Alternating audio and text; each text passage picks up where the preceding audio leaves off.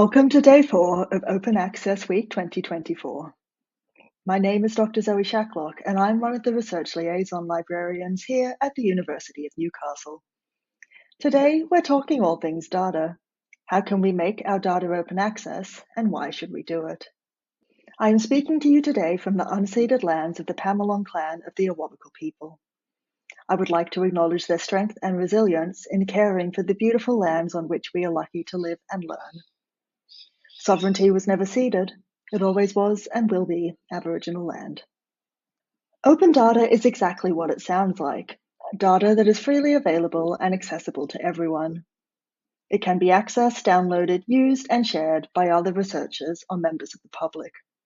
Today, many funders and publishers either require or strongly encourage that datasets associated with a project or publication are made openly accessible. So, why should we make our data open access? Firstly, it boosts impact.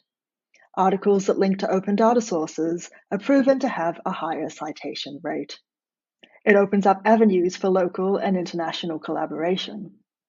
It improves credibility because open data can be verified and reproduced, and that improves trust and boosts your reputation. And of course, open data facilitates discovery and problem solving, enriching knowledge and contributing to economic growth and social enhancement.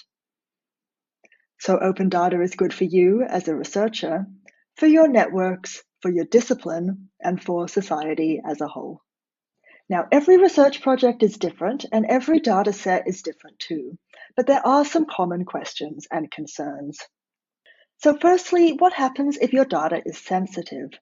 So sensitive data includes any data that can be used to identify a person, health and medical data, Indigenous research data, some ecological data, particularly related to endangered or commercially viable species, and commercial data. It is still possible to share and publish sensitive data while still meeting your ethical and legal obligations. Firstly, your data may be able to be modified to make it shareable. For example, if you're working with personal data, it may be able to be de-identified. If you have sensitive ecological data, you might be able to broaden the geographical range to avoid the location of a species being pinpointed. You can also publish your data with mediated access, and this means that anyone who wants to use your data has to request permission first. Mediated data ensures that data can still be shared for appropriate purposes without it being fully accessible, which may be too risky. If your data is still too sensitive, you can publish a metadata record, but not the data itself. So this means that your data is still discoverable, people can still find the record, understand that it exists, but it remains protected. What if you're still using your data? This is a very common question. Many researchers have data sets that they're still working with or hope to generate more research outputs from. In this situation, you could again consider publishing your data with mediated access, so you know who is using it and what they want to use it for, or which elements of it they want to use. But remember that anyone who wants to use your data still has to cite that data, and additional works will contribute to your citation counts and your research metrics. So if you publish your data in an open access format with a DOI, you'll be able to track who's citing, who's using it, and all of those metrics will boost your own citation counts. For some researchers, we might think that we don't have any data. Now, research data comes in many different forms. Observational data, for instance, transcripts, notes, workflows and procedures, diaries, reflective entries, or printed and audio-visual media.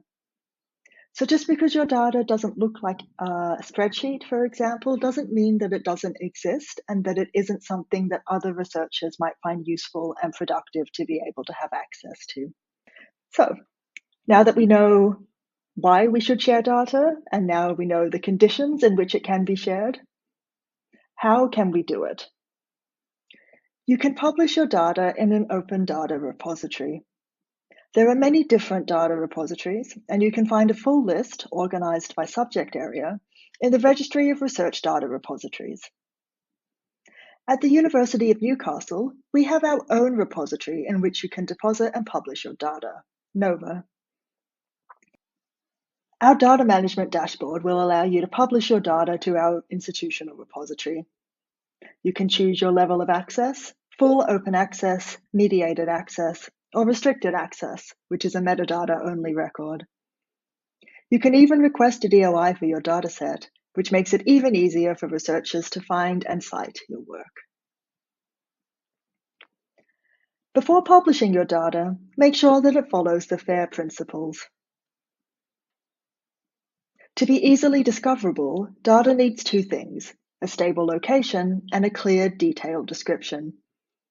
Give your data a persistent identifier, like a DOI, and rich descriptive metadata. Accessing your data should be simple and straightforward. Store your data in a registered repository to ensure that you don't end up with broken links, and define any rules or conditions of access clearly. To be truly open, people need to be able to use your data on their own devices. Save your data in open, unencrypted, and common file formats, not proprietary ones. So that other researchers can make the best use of your data, it should have a clear usage license and detailed information about how and where it was produced, so that anyone who wants to use it understands the context in which it was created. If you want to learn more about open data, the library has a number of guides to help you, and there's more information on Research Data Australia's website. And don't hesitate to get in touch with your Research Liaison librarian if you have further questions. Happy data sharing!